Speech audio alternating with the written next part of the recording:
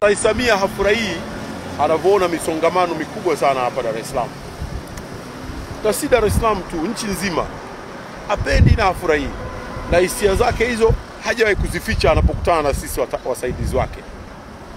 Kwa hivyo mimi nimepita hapa wakati nilitoa maagizo juu ya kuhakikisha kwamba tunakamilisha barabara stretch ya kutoka hiyo Samnujoma kuja Mwenge kwenda Tegeta na Mwenge kuja mpaka mjini kati, si ndivyo? Na ya Buguruni na ile ya Morogoro, si ndivyo? Lakini sasa wakati napita nimekuta shimo kubwa sana wamechimba hapa. Kwa hivyo nimetaka kujua kutoka kwa wasimamizi, wataalamu wetu, ni nani amefanya kazi ya kuchimba.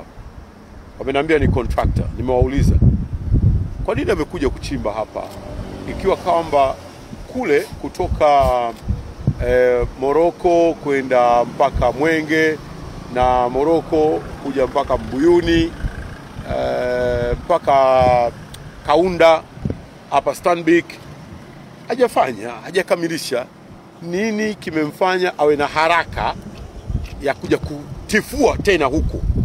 Kwa sababu kule alikotifua tayari hapajakamilika, anakuja kutifua tena huku. Ni nini sababu yake? Na nimegundua kwamba kuna tatizo la mshauri elekezi wa kwangu mimi ambaye ni consultant wa mradi, lakini na wasimamizi pia. Unajua wakati mwingine si jambo la hawa wakandarasi tu.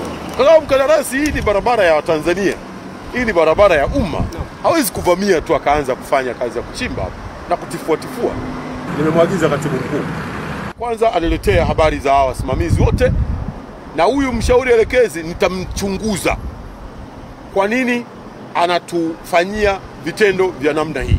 Nilikuwa katika hatua zangu kubwa mbili. Hatua yangu ya kwanza kwa wakandarasi hawa ilikuwa wote nimewaishu watulipe fidia ya kutucheleweshea miradi yetu.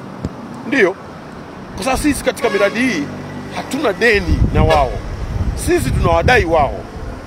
Kwa hivyo la kwanza ilikuwa kwamba wanatulipa fidia kwa nini wametucheleweshea miradi yetu. Na jambo la pili, mimi kama mwajiri ilikuwa nina ruhusa ya kuwanyang'anya baadhi ya maeneo. Kwa bwana, mimi hapa na kunyang'anya kwa sababu wewe unaonekana umezidiwa, huwezi kwenda na kasi yangu. Sasa yawezekana pale ninapotaka kumnyang'anya, mshauri elekezi na wasimamizi wengine labda sio waaminifu, wameamua kumpa aendelee ili kufifisha hoja ya kumnyang'anya. Ndio maana namwambia huyu, mnakwenda kukuchunguza. Mimi naitwa Rajabu Idi. Nani? Rajabu Idi. Mimi ndio msimamizi wa mradi. Na kwa hiyo nachukua fursa hii kuwaomba radhi wa Tanzania kutokana na usumbufu wanaopata jinsi tunavyojenga hii barabara.